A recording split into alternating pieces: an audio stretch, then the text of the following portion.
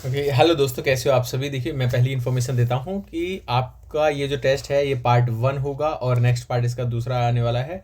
तो वो भी जल्दी कल शायद अपलोड हो जाएगा। और इसके लिए आप अगर पिछले के 5 जो टेस्ट देखना चाहते हैं वो आप जाइए यूट्यूब चैनल पर और वहाँ पे जो प्लेलिस्ट है आप उसको देखिए। वहाँ पर आपको 5 टेस्ट हैं, पर वीडियो के 2 पार्ट होते हैं जिसमें 50-50 क्वेश्चंस करवाए जाते हैं। ठीक है। नेक्स्ट देखेंगे कि हम लोगों ने अभी अपने टेलीग्राम चैनल का नाम चेंज किया है। अभी जो नाम कर दिया है यूएससी विद हरीश है, और टेलीग्राम का भी चेंज है, और साथ ही में यूट्यूब का भी सेम ही नाम मैंने किया है। आप लोग बताइएगा कमेंट करके कि आपको ये नाम कैसा लगा। पहला जो नाम था वो ड्रीम सीएससी था, लेकिन अभी यूपीएससी विद हरीश का नाम मैंने रखा हुआ है इस पर।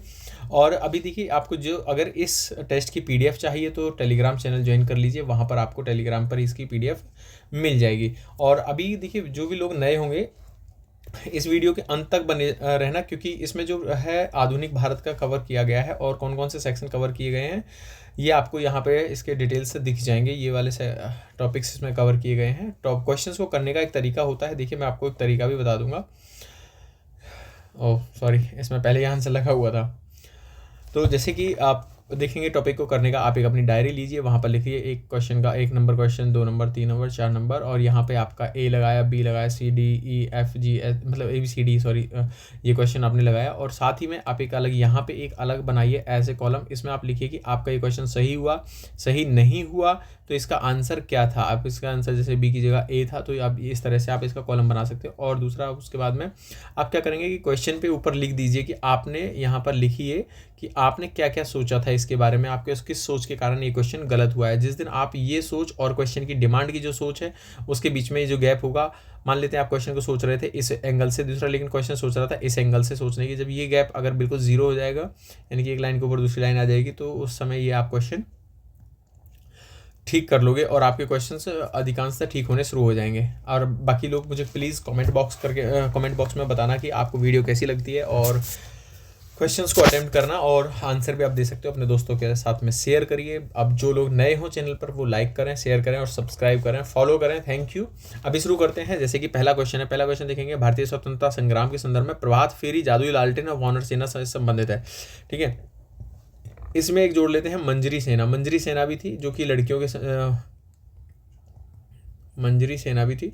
ये किसके द्वारा बनाई गई थी? ये लड़कियों के द्वारा बनाई गई थी, वो भी इसी में संबंधित थी। अब पहले देखें, हम स्वदेशी आंदोलन की बात करते थे। देखिए, स्वदेशी आंदोलन जो है बंगाल विभाजन के विरोध में शुरू हुआ था। 1905 में शुरू किया गया था, बंगाल विभाजन के विरोध में शुरू हुआ था। कई बार ऐसा क्वेश्चन भी बन जाता है कि बंगाल विभाजन के विरोध में निम्नलिखित में से कौन सा आंदोलन शुरू हुआ था। तो स्वदेशी आंदोलन या बंगाल विभाजन की परिणति क्या थी, इस तरह से क्वेश्चन पूछा जा सकता है। तो स्वदेशी आंदोलन था। इस समय आपको गणेश और दुर्गा पूजा, ठीक है, तो गणेश उत्सव और दुर्गा पूजा यहाँ पर मनाए गए थे। अभी इस समय इनके कुछ प्रमुख नेता थे। इसके प्रमुख नेता थे लाल बाल पाल की जो जोड़ी है, लाल बाल पाल की जो जोड़ी थी, लाला लाजपत राय और बिपिन चंद्र पाल, बाल गंगाधर तिलक और बिपिन चंद्र पाल। ठीक है, लाला लाजपत राय, वो करेक्शन इस वजह से किया है। दूसरा थे इसमें रविंद्रनाथ टैगोर भी जी थे। रविंद्रनाथ टैगोर इसमें सदस्य थे। तीसरा इसमें थे अरविंदो घोष। अरविंदो घोष इसमें सदस्य थे। ठीक है, घोष जी इसमें एक सदस्य के रूप में भी थे। तो लाल बाल पाल और रविंद्रनाथ टैगोर और घोष। इसी समय कौन सा गीत लिखा गया था? आमार सोनार बांग्ला। आमार सोनार बांग्ला जो 1971 से राष्ट्रीय गीत बन गया है। किसका बनेगा बताइएगा? बांग्लादेश का। ठीक है, तो बांग्लादेश आज़ाद हुआ, उसके बाद में उसका राष्ट्रीय गीत बना गया। तो अमर सोनार बांग्ला की रचना की थी रविंद्रनाथ टैगोर ने। अब दूसरी बात कर लेते हैं हम असहयोग आंदोलन की। तो असहयोग आंदोलन क्या था? तो असहयोग आंदोलन 1857 की क्रांति के बाद में होने वाला एक बड़ा आंदोलन था। 1857 के बाद में एक सबसे बड़ा आंदोलन जो हुआ, उसके बाद में असहयोग आंदोलन सबसे पहला हुआ था। इसमें क्या हुआ था? भारत स्वशासन के हेतु, भारत में क्यों, भारत को कुछ स्वशासन हेतु ये शुरू किया गया था। तो असहयोग आंदोलन 1 अगस्त 1920 को शुरू हुआ था। ठीक है, ये वाला हम हटा देते हैं।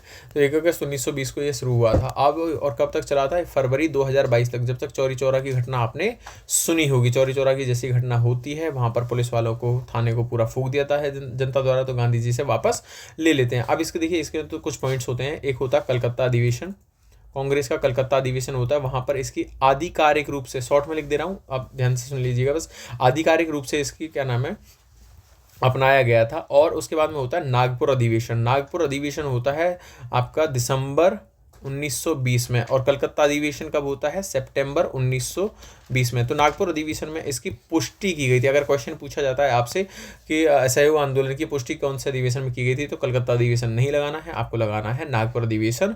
ओके, अब यहाँ पर आप मुझे कमेंट बॉक्स में बताएंगे कि इनकी अध्यक्षता उस समय कौन कर रहे थे।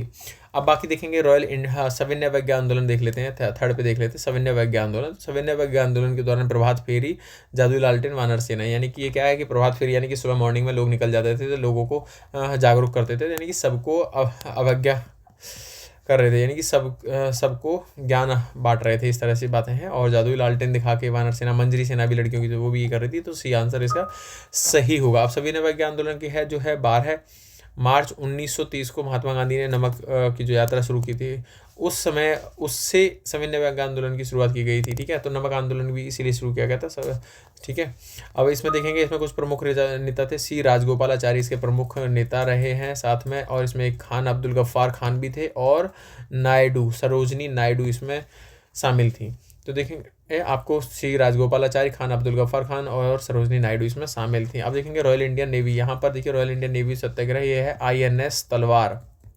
INS तलवार एक जहाज था, इस पर ये विद्रोह शुरू होता है। इस विद्रोह को शुरू हुआ 18 फरवरी 1946 को, 18 फरवरी 1946 को शुरू होता है। देखिए इस पर क्या हुआ कि कम्युनिस्ट पार्टी, लीग और कांग्रेस पार्टी का यहाँ पर झंडा फहराया गया था साथ में सभी का। और यहाँ पर क्या हुआ, जो भी जितने भी लोग थे मुस्लिमों से आत्मसमर्पण के लिए जिन्ना ने कहा, और सरदार पटेल ने भी कहा था हम लोगों से, उन लोगों से यानी कि सैनिकों से आत्मसमर्पण कर दें, इसलिए। और ये 18 फरवरी 1946 को, इससे कोई संबंध नहीं है, तो इसका आंसर होता है सी। नेक्स्ट क्वेश्चन देखेंगे, क्वेश्चन नंबर 2। तो अंग्रेजों द्वारा भू राजस्व की स्थायी बंदोबस्त नामक व्यवस्था के निम्नलिखित कथनों पर विचार कीजिए। देखिए लॉर्ड कॉर्नवालिस ने शुरू किया था। मैं आपको इंडिया का मैप बना के दिखाता हूँ।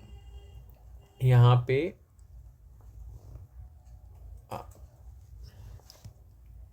अब देखिए ऐसा ही मैप मुझसे बनेगा जल्दी में। देखिए 3 तरह की व्यवस्थाएं शुरू की थी भू राजस्व की व्यवस्था। यहाँ पर महालवाड़ी व्यवस्था थी उत्तर भारत में, दक्षिण भारत में रैयतवाड़ी व्यवस्था थी।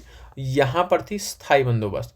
देखिए स्थायी बंदोबस्त के अंदर क्या गया था, जमींदारों को यहाँ पर वंशानुगत बना दिया था। इसमें मिडिल मैन की भूमिका निभा रहा था जमींदार। तो जमींदार क्या कर रहा था, देखिए इस तरह की भूमिका थी, ये मान लेते हैं हम जमींदार, यहाँ अंग्रेज सीधे संपर्क करते जमींदार से, जमींदार लेता किसानों से वसूलता। ठीक है, तो जमींदार एक मध्यस्थ की भूमि निकाल रखा था। ये इसका जो पद बनाया था वो वंशानुगत बना दिया था, और यहाँ पर जो भूमि थी उसे क्या कहते हैं, हस्तांतरणीय बना दिया गया था। अब अंग्रेज सीधे जमींदार से पैसा लेते थे, और जमींदार यानी कि स्थायी बंदोबस्त, इसलिए इससे एक फिक्स इनकम ले रहे थे, लेकिन जमींदार के पास एक अनन्य अधिकार था, वो किसान से जितना मर्जी चाहे वसूल ले रहा था। तो अंग्रेजों के पास में जो जा रहा था वो जा रहा था 10/11 में भाग जा रहा था, और 1/11 भाग किसानों के पास में रह रहा था इनके हिसाब से। लेकिन जमींदार क्या है, इनसे बहुत ज़्यादा वसूल कर रहे थे।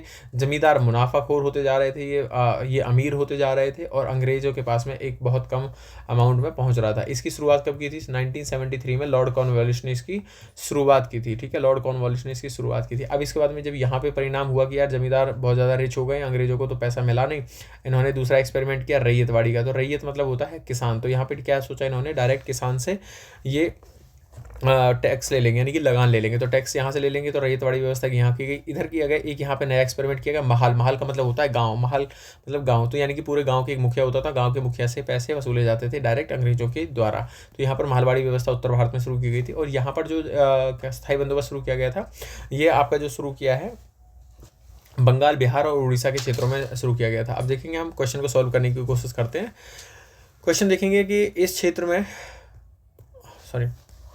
इसे वर्ष 1793 में लॉर्ड कॉर्नवालिस द्वारा बंगाल, बिहार में लागू किया गया था। बिल्कुल सही है, साथ में उड़ीसा में भी लागू किया गया था। दूसरा देखेंगे, इसने जमींदारों को भूमि के स्वामी के रूप में मान्यता दी गई तथा भू स्वामित्व के अधिकारों को वंशानुगत हस्तांतरणीय बना दिया गया था। बिल्कुल सही है। तीसरा देखेंगे, जमींदारों को उपज की अपनी हिस्सेदारी का 1/3, ये कह रहा है 1/3 की बात मैंने आपको बताया अभी, 10/11 और 1/11 भाग। ठीक है, तो 1/11 किसान, 10/11 भाग जाता था लगान के रूप में। तो ये बिल्कुल गलत हो जाता है, आंसर आएगा इसका बी। आई होप आपको समझ में आ रहा होगा। प्लीज़ कमेंट बॉक्स में बताइए, अगर कुछ चीज़ों का फीडबैक देना है तो आप फीडबैक दे सकते हो। ओके, नेक्स्ट क्वेश्चन देखेंगे, क्वेश्चन नंबर 3। वैश्विक स्तर पर निम्नलिखित परमाणु निरस्त्रीकरण संधियों पर विचार कीजिए। देखिए अभी ये पूछा हुआ क्वेश्चन है कि भारत द्वारा हस्ताक्षरित या अनुसमर्थित है और अनुसमर्थित है, भारत ने किन किन पर हस्ताक्षर किए और अनुसमर्थन किया हुआ है। देखिए भारत क्या कहता है। अब एक क्वेश्चन देखते हैं, पहला स्टेटमेंट देखते हैं कि अभी इन ट्रीटीज़ को आप देख लीजिए, पीटीबीटी, एनपीटी। पीटीबीटी है 1963 की, एनपीटी 1967 की, सीटीबीटी 1996 की है, टीपीएनडब्ल्यू 2007 की है। तो इनको थोड़ा सा ध्यान से देख लीजिएगा क्योंकि हो सकता है कि क्रोनोलॉजी भी पूछ ली जाए। आंशिक परीक्षण प्रतिबंध संधि जो है पीटीबीटी 1963, अब ये क्या है, ये क्या कहता है कि बाह्य अंतरिक्ष है और वायुमंडल है और महासागर है, इसमें कोई भी परीक्षण नहीं करेगा। तो यानी कि सभी देशों के लिए इसमें बैन किया गया कि भाई कोई भी परीक्षण नहीं करेगा यहाँ पर, यानी कि परीक्षण पर प्रतिबंध लगाया गया। कहाँ पे, आपके वायुमंडल, बाह्य अंतरिक्ष में, पर्यावरण में यानी कि वायुमंडल में, और आपके महासागरों में। तो अब आप ये देखेंगे कि एक इसके हिसाब से अब लगता है कि भाई सभी देशों के लिए ज़रूरी है कि हम महासागर में अगर परमाणु परीक्षण कर देंगे तो वहाँ पर दिक्कत क्या हो जाएगी यार, वहाँ के जीव मारे जाएंगे। तो इसलिए इस पर भारत ने जरूर साइन कर रखे हैं, लगभग सभी देशों ने इस पर साइन किए हुए हैं। दूसरा देखेंगे परमाणु अप्रसार संधि एनपीटी। एनपीटी क्या है कि एनपीटी जो है इस पर 190 देशों ने हस्ताक्षर कर रखे हैं, लेकिन इस पर भारत, इजराइल और साउथ कोरिया, ठीक है, इन 3 देशों ने इस पर साइन नहीं किए हैं। अब ये क्या करती है, परमाणु अप्रसार संधि, ये टेक्नोलॉजी और जो आर्म्स हैं यानी कि हथियार हैं उन पर प्रतिबंध लगाने का काम करती है। और ये क्या कहती है, परमाणु ऊर्जा का शांतिपूर्ण उपयोग करे। तो ये कैसा कहते हैं, शांतिपूर्ण उपयोग की बात करती है परमाणु ऊर्जा का। तो ऐसा क्वेश्चन पूछा जा सकता है कि भाई परमाणु ऊर्जा का शांतिपूर्ण उपयोग की बात कौन सी ट्रीटी करती है, तो एनपीटी इसकी बारे में बात करती है। तीसरा हम देखेंगे कि यूनाइटेड नेशन जनरल असेंबली के द्वारा 1996 में इसे अपनाया गया था, और ये किसी भी पर्यावरण में विस्फोट, यानी कि कहीं पर भी आप विस्फोट नहीं करोगे, किसी भी पर्यावरण में आप विस्फोट नहीं करोगे, इसके बारे में बात करता है, चाहे वो सैन्य हो या नागरिक हो। तो व्यापक परमाणु परीक्षण प्रतिबंध संधि, देखिए वर्ड को पकड़ लीजिए, जैसे कि व्यापक की बात कर रहा है और परीक्षण पर प्रतिबंध लगाने का, नागरिक हो या सैन्य हो, किसी भी मामले में आप किसी भी पर्यावरण में विस्फोट नहीं करोगे। तो यूएनजीए ने इसका अपनाया था 1996 में, तो इस पर भी भारत ने साइन नहीं किए हैं।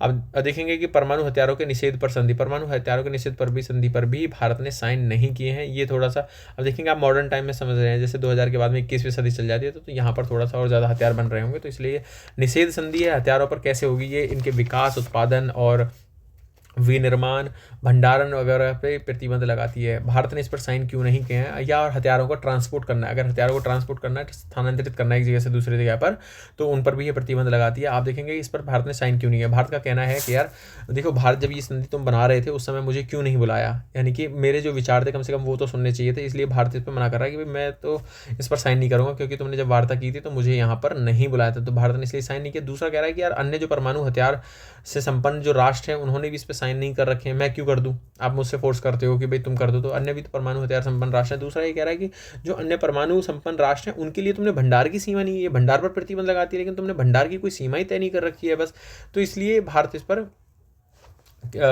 साइन नहीं किया। तो इसलिए आंसर में आपका आ जाएगा केवल एक सही होगा। नेक्स्ट क्वेश्चन देखेंगे, क्वेश्चन नंबर 4, अंतर्राष्ट्रीय संबंधों में वापसी के सिद्धांत में है, तो प्राय सुर्खियों में देखा जाता है। सिद्धांत किससे संबंधित है, आपको मैं बताता हूँ। देखिए अभी क्या हुआ है, यूनाइटेड किंगडम की एक संसद है, उस संसद ने क्या किया है कि रवांडा सुरक्षा विधेयक जो है उन्होंने पारित किया। रवांडा सुरक्षा विधेयक क्या किया, देखिए अब 1951 में एक काम होता है कि यूनाइटेड नेशन के द्वारा जिनेवा कन्वेंशन का आपको नाम सुना होगा, जिनेवा कन्वेंशन होता है, या इसे शरणार्थी कन्वेंशन भी बोल दिया जाता है, या शरणार्थी कन्वेंशन भी बोल दिया जाता है। देखिए अब ये इंपॉर्टेंट हो जाता है, ये क्या करता है, ये जितने भी शरणार्थी हैं उनकी परिभाषा कौन होंगे, परिभाषा ठीक है, अधिकार क्या होंगे शरणार्थी के, शरण देने वाला जो देश होगा उसके उत्तरदायित्व क्या होंगे, हाँ, इन सबको ये परिभाषित करता है।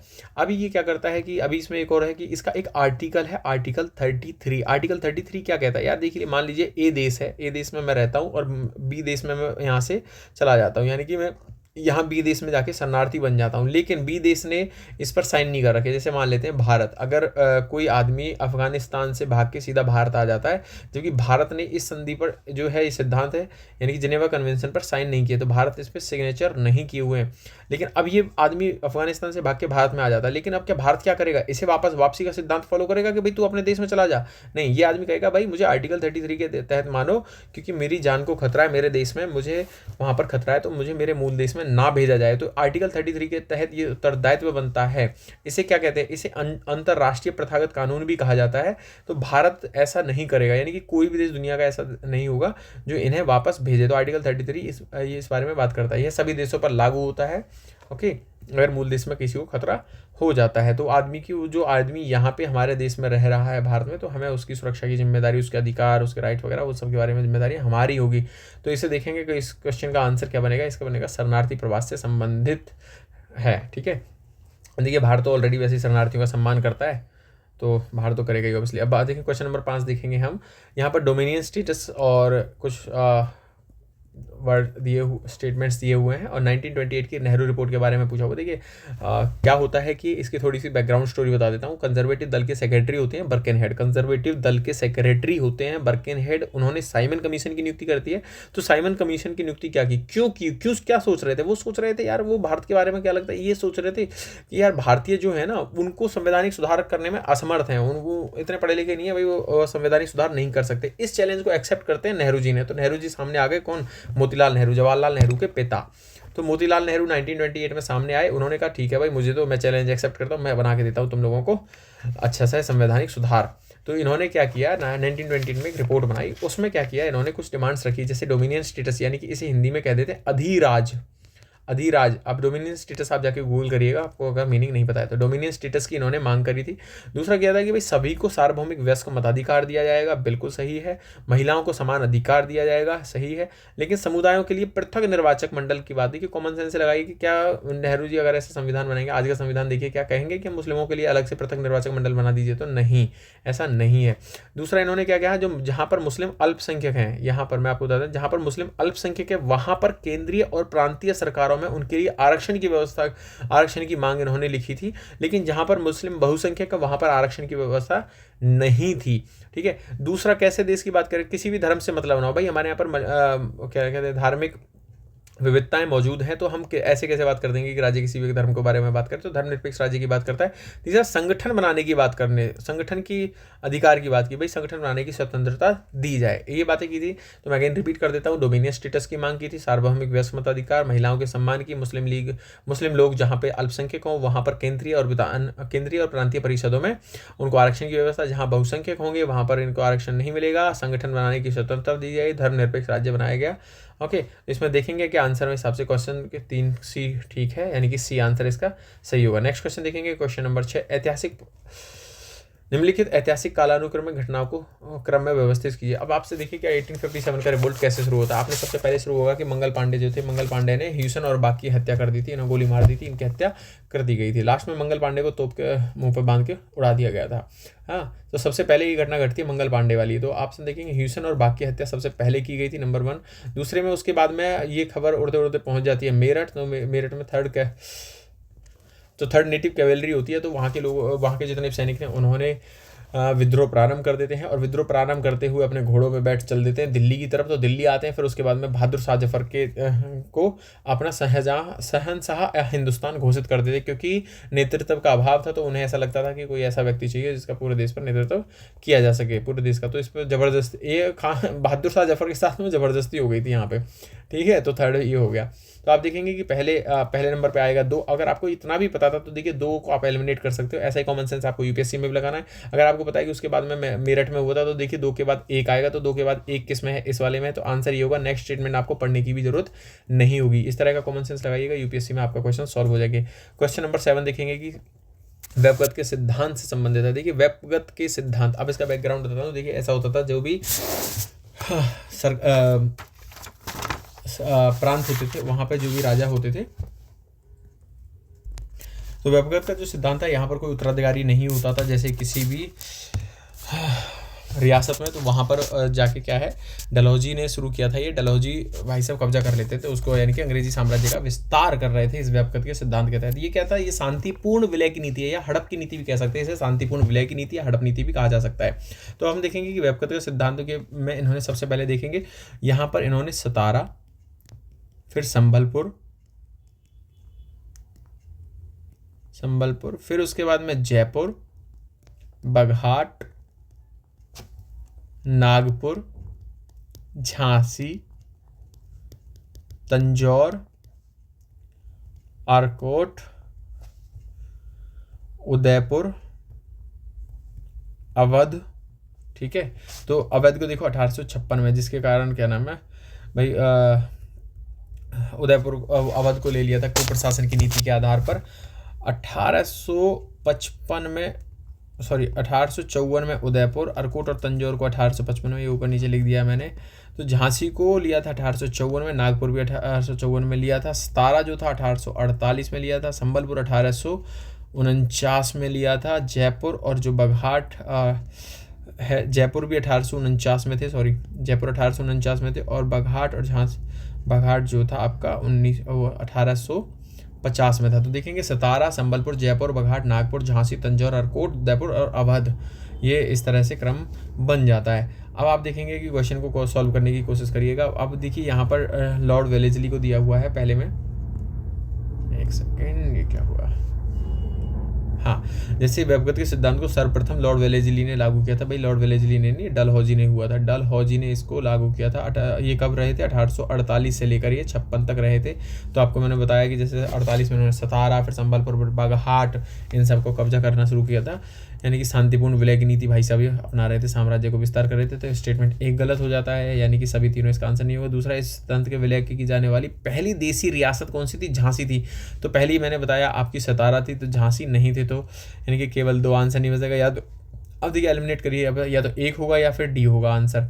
अब इन्हें उन राज्यों के विलय हेतु नियम निर्धारित किया गया था जिसका कोई शासक, कोई प्राकृतिक उत्तराधिकारी नहीं था। देखेंगे आपने झांसी की रानी का कोई एपिसोड देखा होगा, तो वहाँ पर उनका कोई पुत्र नहीं होता, दत्तक पुत्र होता है, तो उसको भी वो एक्सेप्ट नहीं करते, और झांसी की वॉर होती है तो वहाँ पर उनका उत्तराधिकारी नहीं था, इस वजह से उसको कब्जा कर लिया था। तो इसलिए स्टेटमेंट 3 सही होगा, तो आंसर आएगा केवल 1 सही होगा। नेक्स्ट क्वेश्चन देखेंगे, क्वेश्चन नंबर 8, मंजेरी सम्मेलन। मंजेरी सम्मेलन क्या था? तो मंजेरी सम्मेलन जो था आपका, ये कब हुआ था? मंजेरी सम्मेलन अप्रैल 1920 में हुआ था। कब हुआ था? ये जो जिला कांग्रेस, थोड़ी सी राइटिंग का ऐसा हो जाता है लिखने में, सम्मेलन था, जिला कांग्रेस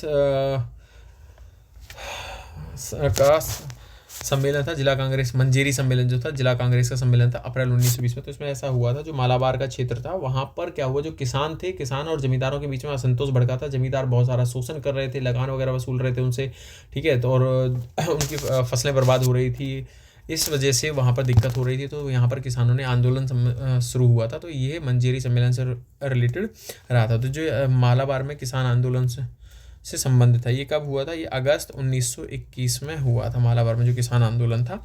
तो आप इसका आंसर देखेंगे, ए इसका आंसर सही होगा। नेक्स्ट क्वेश्चन देखेंगे, क्वेश्चन नंबर 9। ठीक है, फिर देखते हैं क्वेश्चन नंबर 9। तो यहाँ पे देखेंगे, वे दादा भाई नौरोजी से मिली और उनके आदर्शों से प्रेरित होकर स्वतंत्रता आंदोलन में शामिल हो गई। स्टटगार्ट में आयोजित इंटरनेशनल सोशलिस्ट कॉन्फ्रेंस में उन्होंने सर्वप्रथम भारत की स्वतंत्रता का झंडा फहराया, जिसके मध्य वंदे मातरम लिखा हुआ था। देखिए इन्होंने इस तरह का झंडा फहराया, ये झंडा था यहाँ पे ऐसे ऐसे, यहाँ बीच में लिखा था वंदे मातरम, ठीक है। तो ये सबसे पहले इन्होंने फहराया था। कहाँ पे? उन्होंने सर्वप्रथम फैलाया था भारत का झंडा। और यहाँ देखेंगे इंटरनेशनल सोशलिस्ट कॉन्फ्रेंस थी, कहाँ पे आयोजित हुई थी? ये हुई थी स्टटगार्ट कहाँ का था? ये जर्मनी का। अब इसके बारे में थोड़ा सा मैं आपको बैकग्राउंड बताता हूँ। देखिए सबसे पहले क्या हुआ कि जब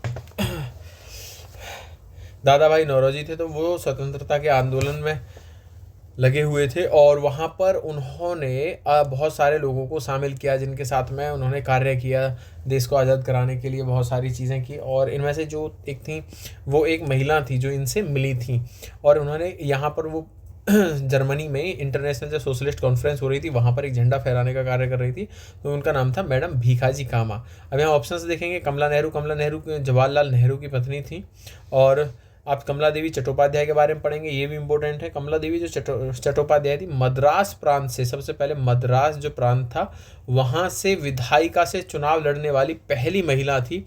ये कब की बात है? 1927 की बात है। हाँ, और ये 1927 में कांग्रेस में शामिल हो गई थी। ये 1927 में कांग्रेस में शामिल हुई, और फिर 1928 में इनको कमला देवी चट्टोपाध्याय को जो है अखिल भारतीय कांग्रेस की जो चयन कमेटी थी, कांग्रेस चयन कमेटी जो थी उसमें इनकी उसमें शामिल हो गई थी। ठीक है, तो ये अखिल भारतीय कांग्रेसी कमेटी थी, सॉरी चयन नहीं, कांग्रेसी कमेटी थी, इसमें ये शामिल हो गई थी 1928 में। अब हम बात कर लेते हैं मैडम भीखाजी कामा के बारे में। तो भीखाजी कामा की जो है ये इनका स्वास्थ्य खराब था। जब ये स्वास्थ्य खराब था तो वहाँ से लंदन पहुँच जाती है। लंदन में नौरोजी एक्टिव थे, तो नौरोजी से मिलती हैं, वहाँ से उनसे प्रेरित होकर स्वतंत्रता आंदोलन में अपनी योगदान देती हैं। अब ये क्या करते हैं, ये इन्होंने झंडा फहराया। अब झंडा फहराया उस समय क्या किया इन्होंने, ये स्वतंत्रता का यहाँ पर किसकी मांग की, यहाँ पर समानता और स्वायत्तता की मांग की थी इन्होंने, समानता और स्वायत्तता की मांग करी थी। अब ये अब मैं पहले बता चुका हूँ स्टटगार्ट कहाँ था, ये जर्मनी में था।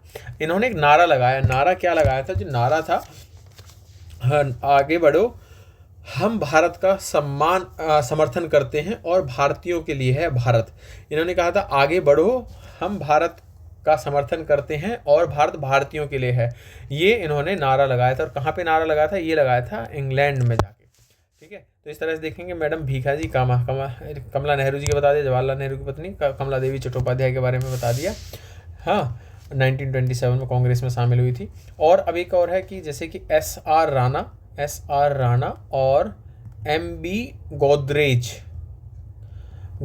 ने इन्होंने इनकी दोनों के ने सहायता से पेरिस इंडियन सोसाइटी की स्थापित की थी। कौन सी, पेरिस इंडियन सोसाइटी। ठीक है, तो पेरिस इंडियन सोसाइटी की स्थापना की थी 1905 में। ये एक अलग से इन्फॉर्मेशन थी, कई बार क्रोनोलॉजी में पूछ लेता। Paris Indian society SR Rana और MB गोदरेज ने की थी 1905 में। ओके, तो ठीक है, नेक्स्ट क्वेश्चन देखेंगे। इस क्वेश्चन का आंसर होता है बी, मैडम भीखाजी कामा। क्वेश्चन नंबर 10 देखते हैं। कम्युनिस्ट पार्टी यानी कि CPI इंडिया के संदर्भ में निम्नलिखित कथनों पर विचार कीजिए। देखिए ऐसा होता है कि कम्युनिस्ट जो पार्टी थी, लेनिन और मार्क्स के जो विचार थे उनसे ये प्रेरित थी।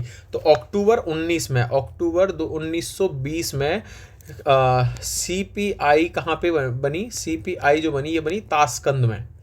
ठीक है, ताशकंद में बनी थी। यहाँ पर कितने 7 भारतीय लोग थे जिन्होंने इसे बनाया था CPI को। ठीक है, अब इसमें बताता हूँ मैं 7 भारतीय लोगों में कौन कौन से थे। एक तो थे MN रॉय और सिंगरवेलू चेट्टियार, मैं बाकी के नाम दे देता हूँ क्योंकि फिर वीडियो बहुत लंबी हो जाएगी।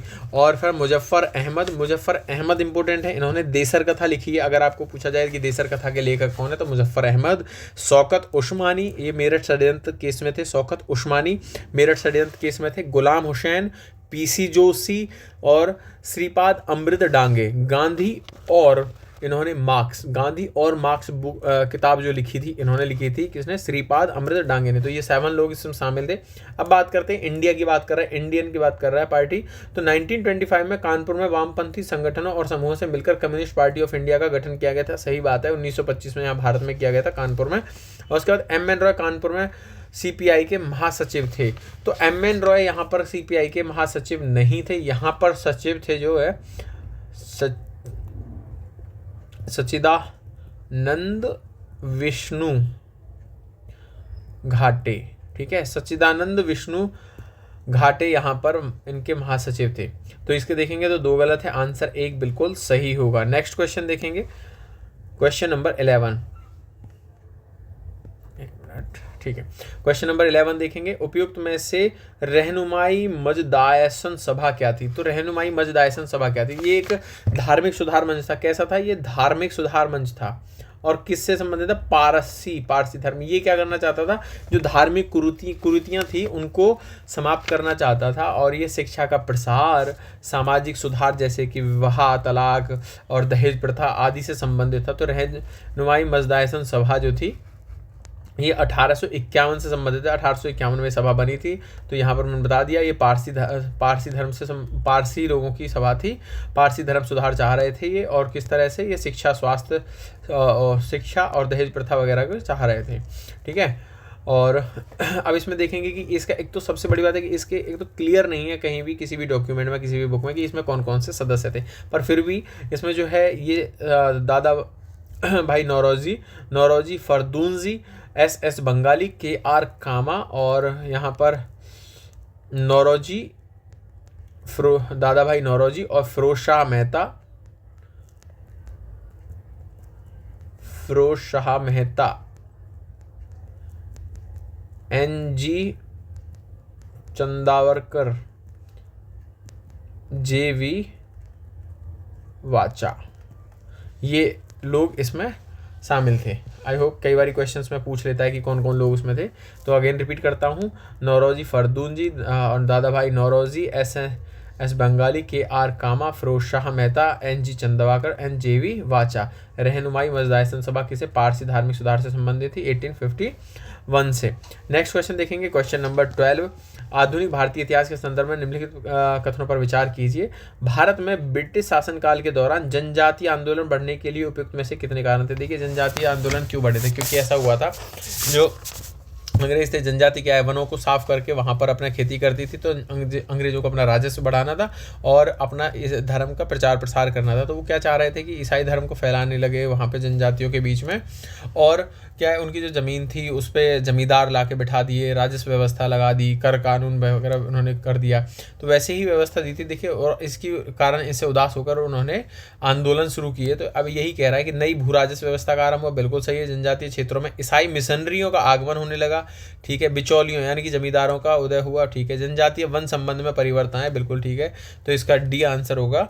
ऐसे क्वेश्चंस को आप इजीली कॉमन सेंस से कर सकते हो। अब जैसे नेक्स्ट क्वेश्चन है, क्वेश्चन नंबर 13, कच्चा तीवु द्वीप। अब कच्चा तीवु आपने अगर सुना होगा तो ये भारत का हिस्सा, यहाँ पर पड़ता है रामेश्वरम, यहाँ पर पड़ता है कच्चा द्वीप, और यहाँ पर आपका श्रीलंका पड़ती है, ठीक है। तो यहाँ पर कच्चा द्वीप और यहाँ पर श्रीलंका पड़ती है। अब यहाँ इन दोनों के बीच में, तो भारत और श्रीलंका के बीच में कच्चा तीवु आइलैंड है, और यहाँ पर मन्नार द्वीप पड़ता है, ठीक है। मन्नार द्वीप भी यहाँ पर पड़ता है। तो भारत और श्रीलंका आप देखेंगे तो आंसर इसका सी होगा। नेक्स्ट क्वेश्चन देखेंगे, क्वेश्चन नंबर 14।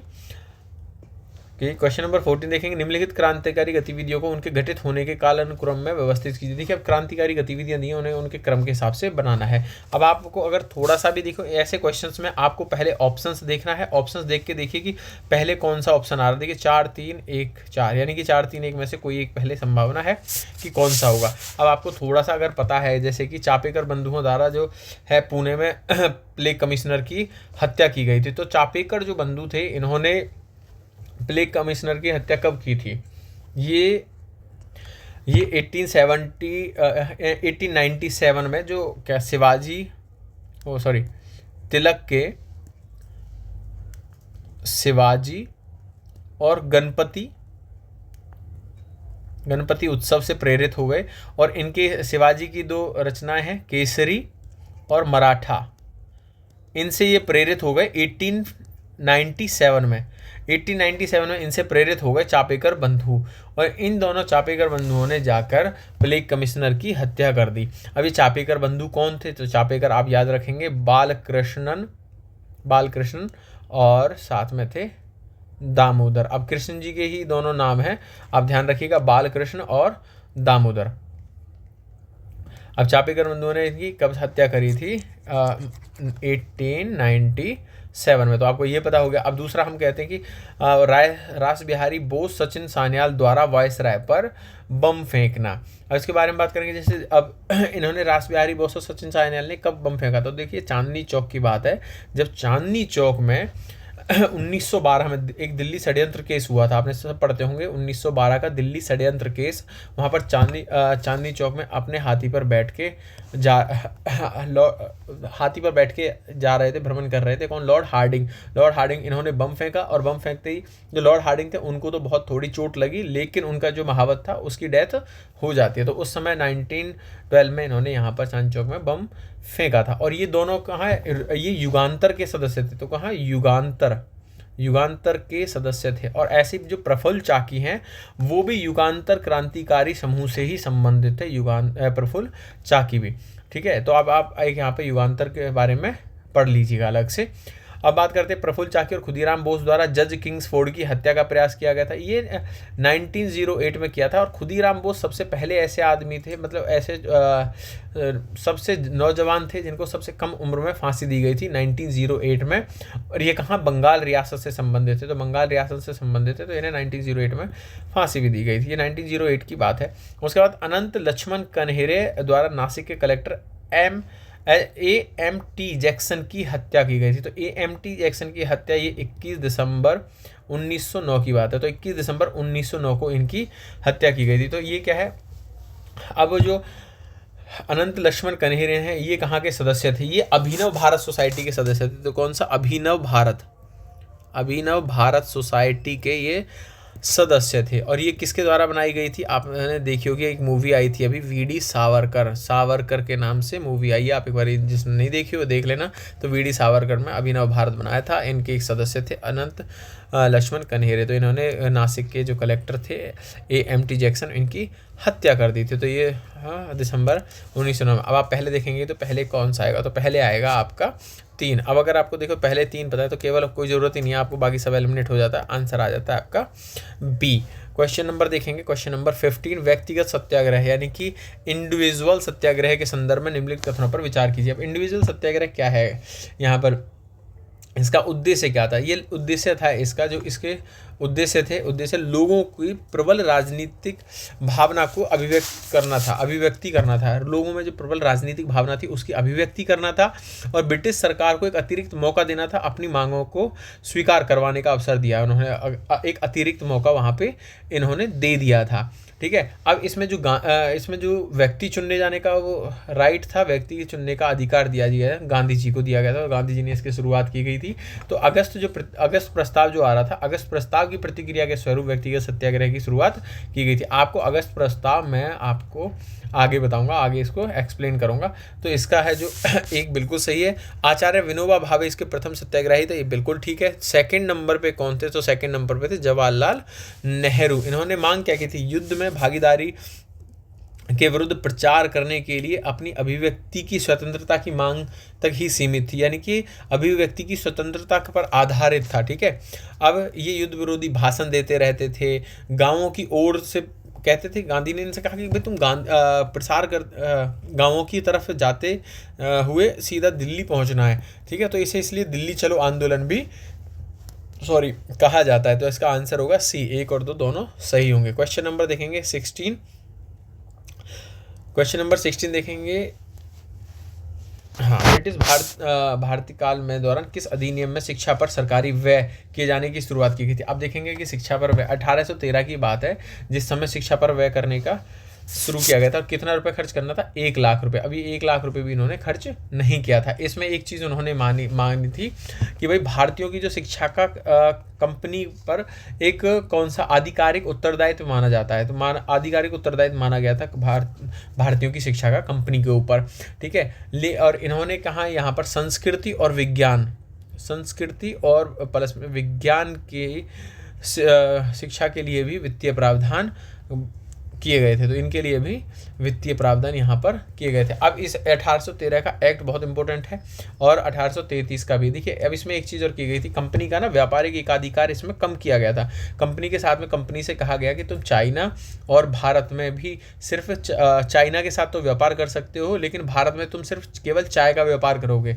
तो इसमें जो है कंपनी का जो एकाधिकार था उसे कम किया गया।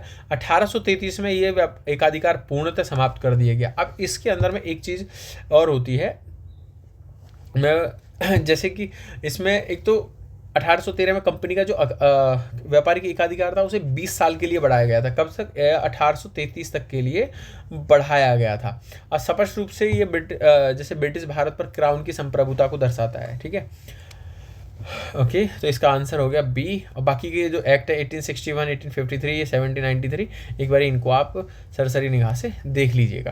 क्वेश्चन नंबर 17 देखेंगे कि स्वदेशी आंदोलन के सांस्कृतिक योगदान के संदर्भ में। देखिए सांस्कृतिक योगदान पूछा, यूपीएससी की तैयारी के अंदर इंपॉर्टेंट है कि क्वेश्चन को अच्छे से समझना है कि पूछ क्या रहा है। अब आप स्वदेशी आंदोलन पढ़ के सीधा आंसर पढ़ना शुरू कर दो कि भाई ये हुआ, ठीक है, ऐसा नहीं होगा। लेकिन अब इसमें पूछा होगा सांस्कृतिक योगदान।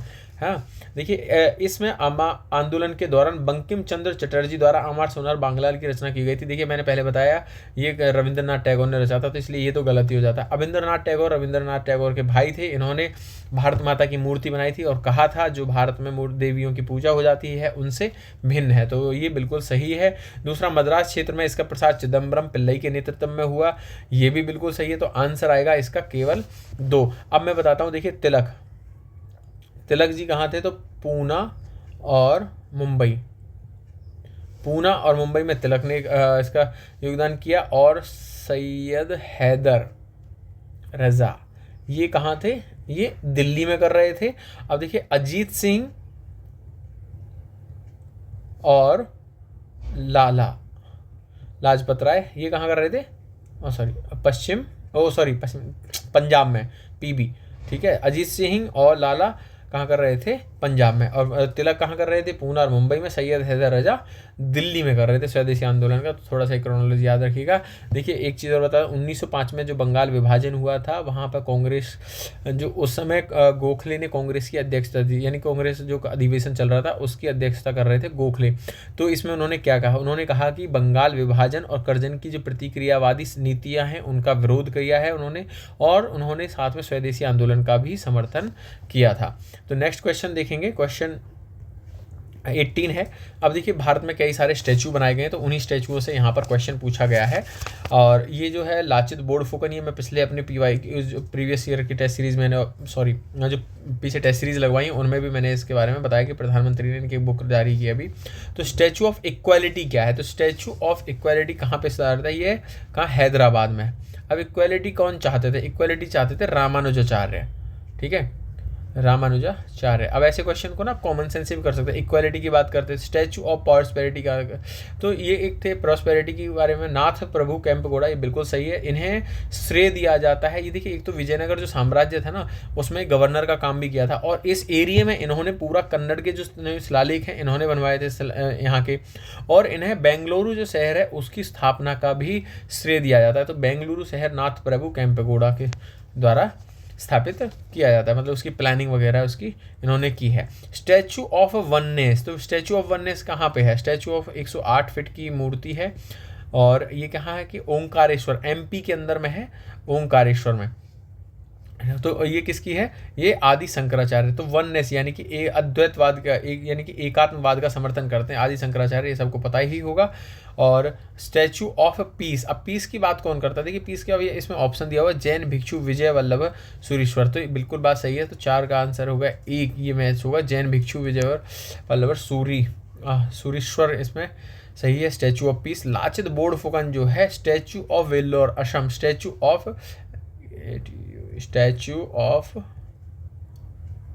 ऑफ वेल्लोर की स्थापना की गई है आसाम में, ये है लाचित बोरफुकन का। तो इसलिए आंसर होगा इसका भी, केवल 2 सही है। क्वेश्चन नंबर 19 आप लोग भी अटेम्प्ट करने की कोशिश किया करिए, तो मुझे भी समझ में आएगा। आप लोग आंसर दिए कमेंट बॉक्स में। निम्नलिखित में से कौन 1929 में आयोजित कांग्रेस के लाहौर अधिवेशन के अध्यक्ष थे? देखिए आपको सबको पता होगा लाहौर अधिवेशन के अध्यक्ष जो है जवाहरलाल नेहरू थे। इस समय इन्होंने पूर्ण स्वराज का जो है मांग की थी, मतलब पूर्ण स्वराज जिनका पूरा उद्देश्य यहाँ पे बोला था। अब इन्होंने क्या है कि सविनय अवज्ञा आंदोलन को प्रारंभ करने की घोषणा भी यहीं पे की है। लाहौर अधिवेशन क्यों इंपॉर्टेंट हो जाता है? तो जो सविनय अवज्ञा आंदोलन है उसको भी यहाँ पर घोषणा करी थी इन्होंने। अब यहाँ प्रारंभ करने की घोषणा की गई है। और क्या ये चीज़ें प्रारंभ कैसे हुई? जैसे 31, अब यहाँ पे कुछ इंपॉर्टेंट फैक्ट बता देता हूँ। 31 दिसंबर 1929 को नया तिरंगा झंडा अपनाया था। ठीक है, अपना न्यू फ्लैग यहाँ पे अपनाया गया था। और इन्होंने यहाँ पे 26 जनवरी 1930 को स्वतंत्रता दिवस, प्रथम स्वतंत्रता दिवस मनाया था। ठीक है, प्रथम स्वतंत्रता दिवस मनाया था कब से? 26 जनवरी 1930 को। तो इसीलिए आज तक भी स्वतंत्रता दिवस पहले 26 जनवरी को ही मनाया जाता है। दूसरी चीज़ है कि इसकी प्रतिज्ञा की थी कि ब्रिटिश शासन के प्रति अगर आप झुकते हो, ब्रिटिश शासन के सामने अगर आप झुक रहे हो, तो आप मनुष्य और भगवान दोनों के विरुद्ध का एक अपराध माना जाएगा। ठीक है, मनुष्य और भगवान के विरुद्ध एक अपराध माना जाएगा अगर ब्रिटिश शासन के झुकते हो, तो ऐसा इस समय कहा गया था। ओके, तो इसका आंसर होगा ए। नेक्स्ट क्वेश्चन देखेंगे, अभी लाहौर अधिवेशन के बारे में और आगे एक्सप्लेन होगा। क्वेश्चन नंबर 20 है, भारतीय स्वतंत्रता संग्राम में जिम्मरमैन योजना क्या थी? तो जिम्मरमैन योजना के बारे में मैं थोड़ा सा बैकग्राउंड बता देता हूँ। तो जिम्मरमैन योजना क्या है? यहाँ पर कुछ लोग थे, कहाँ मैं थोड़ा, एक तो थे वीरेंद्रनाथ चट्टोपाध्याय, एक थे भूपेंद्रनाथ दत्त, लाला हरदयाल और अन्य लोग थे। इन्होंने 1915 में क्या किया कि जर्मन के मंत्रालय के सहयोग से एक योजना का गठन किया। जर्मन के मंत्रालय के सहयोग से गठन किया, उसका नाम था जिम्मरमैन योजना। इस योजना के तहत में एक Berlin committee for Indian independence भी बनाई थी। तो कौन सी? Berlin committee for Indian independence भी यहाँ पर बनाई गई थी। अब इस योजना के 4 उद्देश्य थे। पहला उद्देश्य था कि ब्रिटिश सरकार के विरुद्ध विद्रोह को बढ़ाना है हेतु प्रवासी भारतीयों का समर्थन। दूसरी बात है कि विदेशों में जितने भी भारतीय सैनिक रह रहे थे उनमें विद्रोह की भावना को जगाना था। भारत में स्वयंसेवक और हथियार भेजने थे और ब्रिटिश भारत पर सशस्त्र आक्रमण का आयोजन करना था, जिससे कि भारत स्वतंत्रता प्राप्त कर सके और अंग्रेज भारत को छोड़ के जा सके। तो इसमें आप देखेंगे कि जैसे ऑप्शन हम डी देखेंगे कि ब्रिटिश सरकार के प्रकोप से बचने के लिए प्रत्यक्ष तरीके से होम रूल लीग, तो ये कोई संबंध ही नहीं रखता। होम रूल लीग अंग्रेजी में प्रकाशित होने वाले भारतीय प्रेसों को नष्ट करने से संबंधित भी नहीं थी।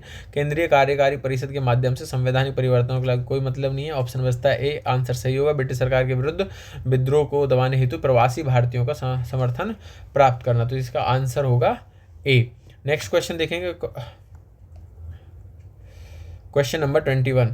अभी देखिए क्या हो गया, हाल ही में सुर्खियों में रहा क्रिस्टल मेज 2 संबंधित है। देखिए अभी क्या हुआ कि क्रिस्टल मेज 2 क्या है, इजराइल ने एक एयर टू सरफेस एक मिसाइल प्रणाली है। ये क्या है कि मध्यम दूरी की मिसाइल है। अभी क्या हुआ कि भारतीय वायुसेना ने इसका उन्नत जो संस्करण, ये लिखा है ना क्रिस्टल मेज 2, यानी कि कुछ सेकंड वर्जन इसका आया है, तो उसका एक सफल परीक्षण किया है। तो ये कहाँ एयर टू सरफेस की मिसाइल है और ये क्या करती है, लंबी दूरी के जो रडार है या वायु रक्षा की जो प्रणाली है उनको लक्षित कर सकती है, उनको टारगेट बना सकती है। कहाँ तक? लगभग 250 किलोमीटर इसकी रेंज है, इजराइल ने विकसित की है। अब बात करेंगे कि ऑप्शन हम देखेंगे कि नवीन रूप से खोजे गए एक रेड जाइंट तारे से जो कभी कभी गैस और धूल कणों के विशाल बादलों का उत्सर्जन करता है, तो ऐसे को क्या कहते हैं? ऐसे को कहते हैं ओल्ड स्मोकर। इनको क्या कहा जाता है? Old smoker. हाँ, दूसरा है एक real time deep fake detector जिसकी सटीकता 95% है, जो मिली सेकेंड में परिणाम प्रदर्शित करता है। देखिए इसकी सटीकता 90 to 95% है। इंटेल ने बनाया है इसे और इसका नाम है फेक कैचर। ठीक है, फेक कैचर इसका नाम है। मध्यम दूरी की बैलिस्टिक मिसाइल के एक नया संस्करण है, बिल्कुल सही है। आनुवंशिक रूप से संशोधित मक्का, इससे कोई संबंध नहीं बनता, तो आंसर होगा इसका सी। कॉमन सेंस लगा सकते हो, इससे भी आंसर आ सकता है। अब देखिए क्वेश्चन नंबर 22, साइमन कमीशन विरोधी आंदोलन के संदर्भ में निम्नलिखित कथनों पर विचार कीजिए। देखिए साइमन कमीशन, अब एक साइमन कमीशन भारत आया था जिस उसमें कोई भी सदस्य भारतीय नहीं था, तो इसका एक बहुत बड़े लेवल पर विरोध किया गया था। कुछ लोग ऐसे थे और कुछ पार्टियां ऐसी थी जिन्होंने इसका समर्थन किया, लेकिन कुछ लोग ऐसे थे जिन्होंने इसका विरोध किया था। अब इसके बारे में देखेंगे कि पहला स्टेटमेंट है, इस आयोग के साथ प्राथमिक मुद्दा यह रहा कि इसके सदस्यों में तो कोई भी भारतीय शामिल नहीं था, बिल्कुल सही है। तेज बहादुर सप्रू के नेतृत्व में लिबरेशन फेडरेशन ने इस आयोग की नियुक्ति का स्वागत किया और बाद में इस संगठन में शामिल हो गया। देखिए कॉमन सेंस लगाइए, पहला स्टेटमेंट कह रहा है कि कोई भी भारतीय शामिल नहीं था, दूसरा क्या, तेज बहादुर सप्रू भाई इंडियन थे, ये संगठन में शामिल हो गया, तो गलत हो जाएगा। ठीक है, तो आंसर होगा 1, केवल एक सही है। दूसरा मैं आपको बताता हूँ कि यहाँ पर एक चीज़ें हुई थी।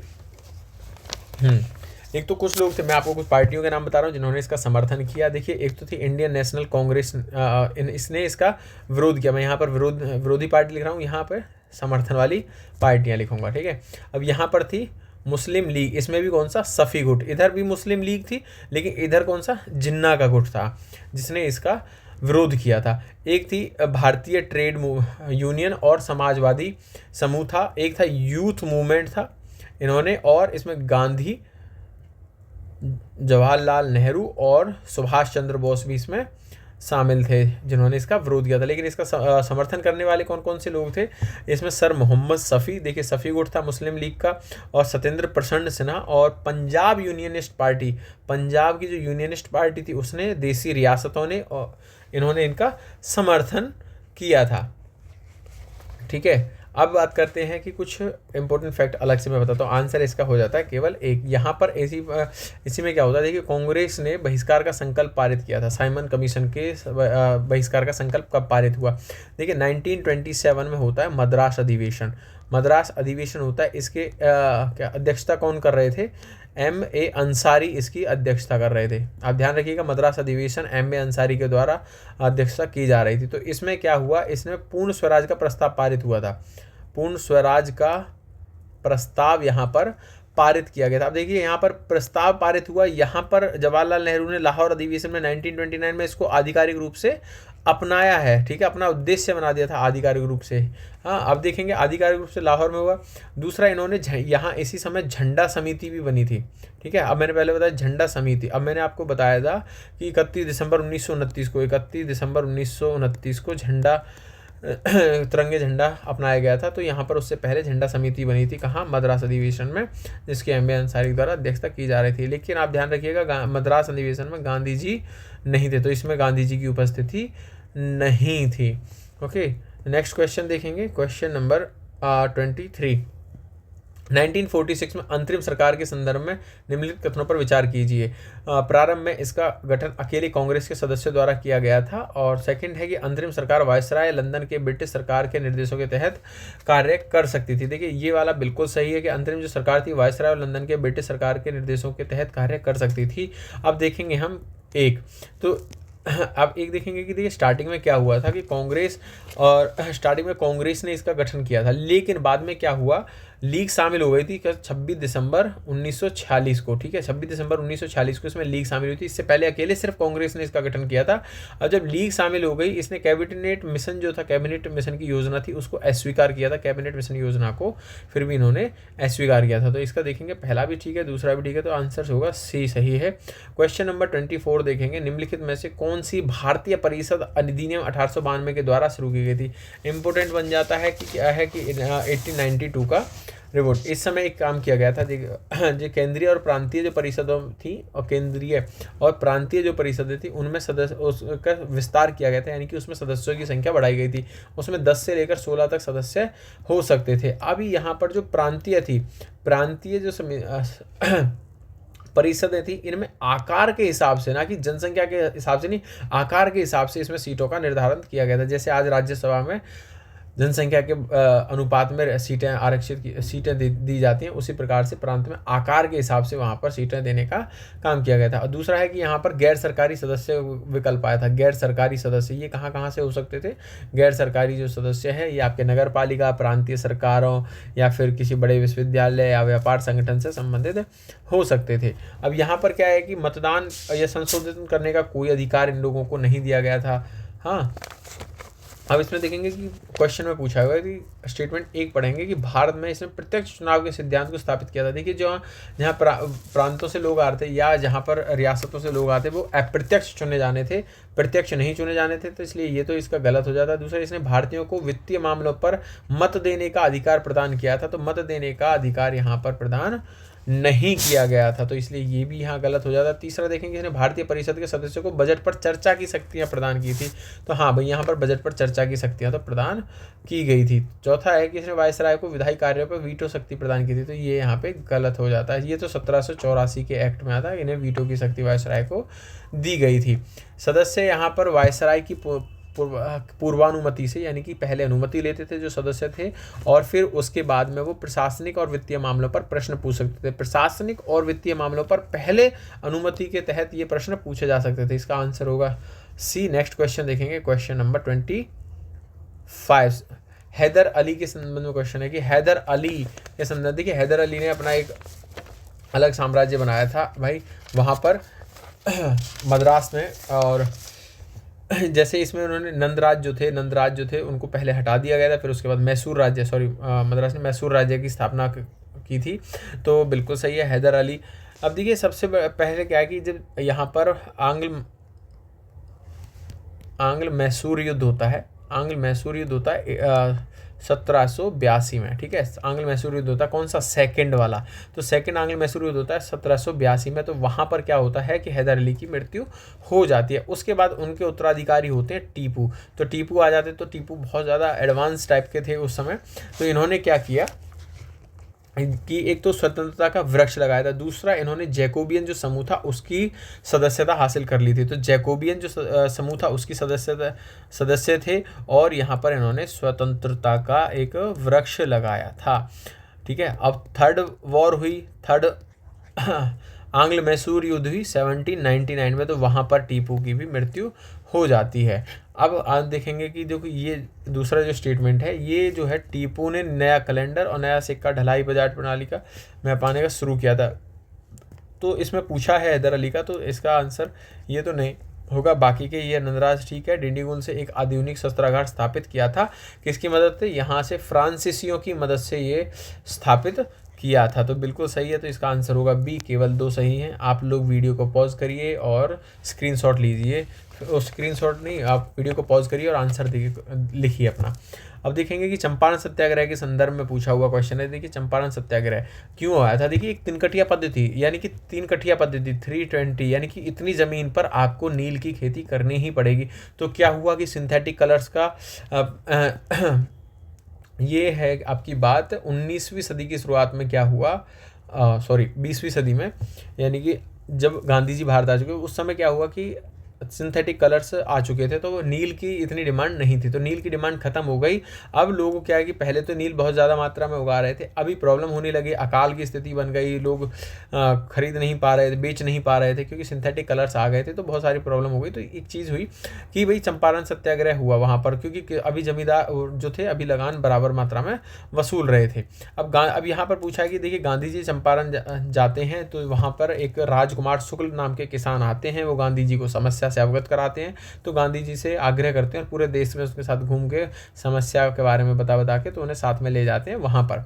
ओके, तो गांधी जी को वहाँ पे मना भी किया था, वहाँ पे जो ब्रिटिश अधिकारी थे उन्होंने भाई यहाँ से आप चले जाइए शाम तक, लेकिन उन्होंने कोई बात तूल ना पकड़े, इसलिए कह दिया था कि ठीक है आप यहाँ पे रह सकते हो। तो अब इसमें इनके साथ में कुछ गांधी जी के साथ में कुछ लोग संबंधित थे, तो इसमें ब्रजकिशोर थे, नरहरि पारिक थे, जेबी कृपलानी थे, साथ में महादेव देसाई भी थे, राजेंद्र प्रसाद भी थे। ठीक है, तो यहाँ पर राजेंद्र प्रसाद भी साथ में थे, तो इसका आंसर होगा डी, 1 2 3 सही है। क्वेश्चन नंबर 27 गदर पार्टी के संबंध में क्वेश्चन है, इंपॉर्टेंट है, क्वेश्चन आ सकता है यहाँ से, गदर पार्टी उनके लिए इंपॉर्टेंट है। देखिए गदर पार्टी और जो है गदर समूह, जो ये दोनों है, गदर दल जो था वो अलग अलग थे, एक तरह से थे एक ही, पर लेकिन उनका पार्टी और उसमें सदस्यों की बात अलग है। जैसे कि गदर पार्टी की जो शुरुआत है वो रामदास पुरी जो थे, रामदास पुरी, GD कुमार, लाला हरदयाल और भाखना, सोहन सिंह भाखना, ठीक है, ये थे। अब इन्होंने क्या किया, इससे जब यहाँ पर लाला हरदयाल इनसे मिले तो गतिविधियाँ तेज हो गई, इससे हाँ गतिविधियाँ तेज हुई। इससे पूर्व भी एक कुछ चीज़ें बन चुकी थी,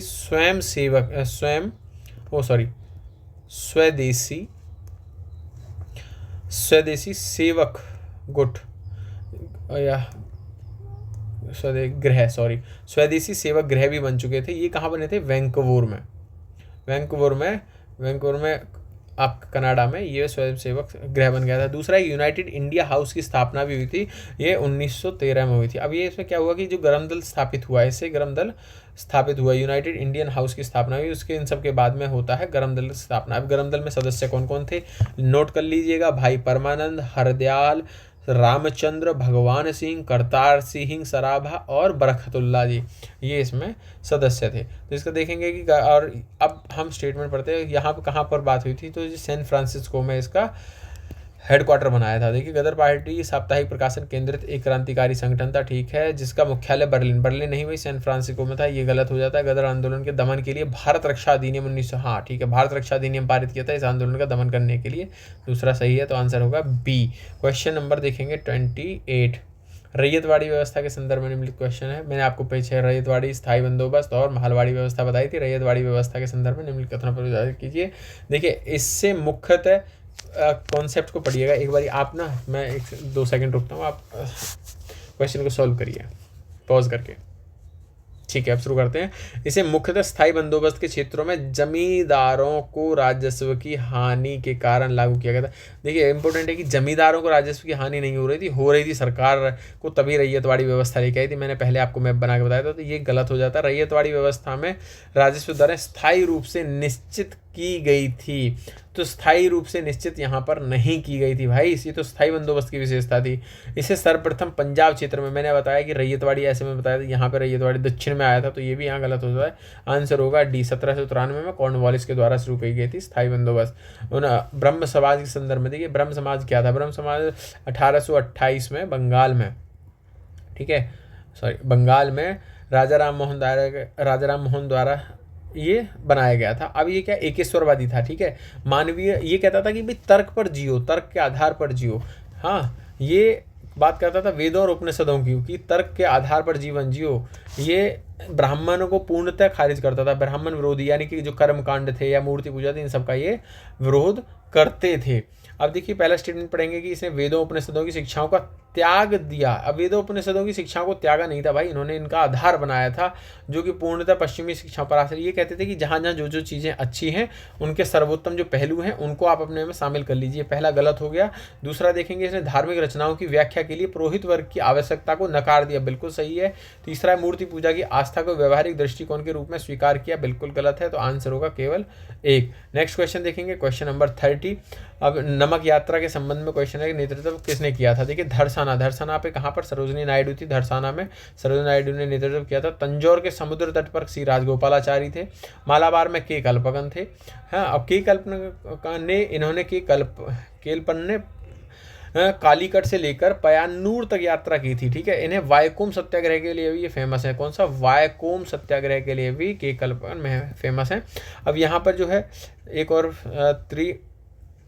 चिनापल्ली जो है स्थान है, यहाँ पर भी किसी ने नेतृत्व किया था, उनका नाम है वेदारण्यम, ठीक है। वेदारण्यम ने त्रिचनापल्ली में नेतृत्व किया था। अब ये नमक यात्रा कब शुरू हुई? जैसे कि अभी क्यों सविनय विज्ञान आंदोलन था, 6 अप्रैल 1930 को इसकी शुरुआत मानी जाती है, आंदोलन का प्रारंभ किया गया था, इसीलिए नमक आंदोलन शुरू किया था, नमक। अब एशियाई विकास बैंक के बारे में बात करते हैं, तो एशियाई विकास बैंक क्या है? यदि एशियाई विकास बैंक क्या है? जो कि विकसित नहीं, विकासशील जो देश हैं, उन विकासशीलों में देशों में गरीबी कम करना, शिक्षा, तकनीकी, प्रौद्योगिकी, इन सब का विस्तार करना, बढ़ाना, उनकी मदद करना, इसका उद्देश्य है। देखिए एशियाई विकास बैंक की जब स्थापना की गई थी, तो उस समय इसमें लगभग 32 या 31 सदस्य थे। हाँ 31 सदस्य थे। अभी जो है इसमें लगभग 62 सदस्य शामिल हैं, या नहीं सॉरी 68 सदस्य इसमें शामिल हो चुके हैं।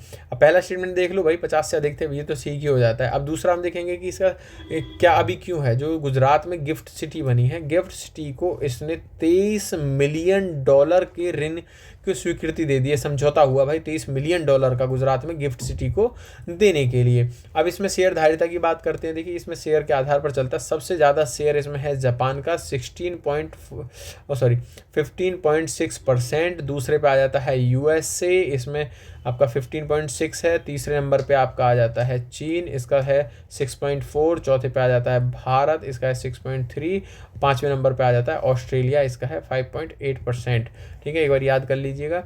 अब जापान का सर्वाधिक शेयर इसके अंतर्गत है। अब ये सभी विकसित देशों के लिए कहता है। देखिए दूसरा एक स्टेटमेंट है, इसका सबसे बड़ा शेयरधारक पीपल रिपब्लिक ऑफ चाइना नहीं है भैया, सबसे ज़्यादा बड़ा शेयरधारक है इसका जापान। सेकंड पे आता है आपका अमेरिका, तीसरे पे आता है चाइना, चौथे पे भारत, पाँचवें पे ऑस्ट्रेलिया। यह केवल एशिया प्रशांत क्षेत्रों में तकनीकी सहायता नहीं, केवल एशिया के नहीं बात कर रहा है भाई, ये सभी जगह के लिए, सभी विकासशील देशों के लिए है, ये सही होगा। बाकी के दो स्टेटमेंट 2 और 3 गलत हैं। देशों में निर्धनता वगैरह की कमी करने के लिए बनाया गया है, ठीक है। इसका हेडक्वार्टर कहाँ है एडीबी का, आप मुझे कमेंट बॉक्स में बताएंगे।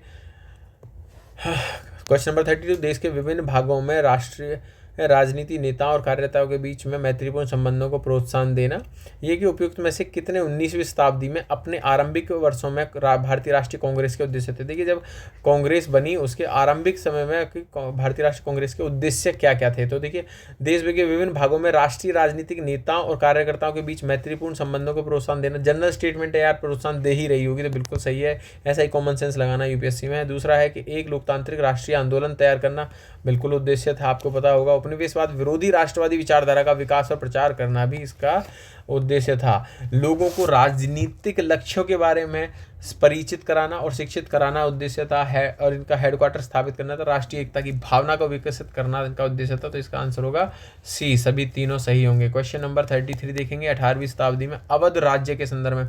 देखिए अवध राज्य शहादत खान ने बनाया था भाई 1722 में, आपको पता होगा। को मुगल राज्य के विघटन के बाद में, मुगल साम्राज्य के विघटन के बाद में स्वतंत्र राज्य बनने लगे, मुगल कमजोर हो रहे थे उस समय। तो 1722 में शहादत खान ने अवध बनाया था।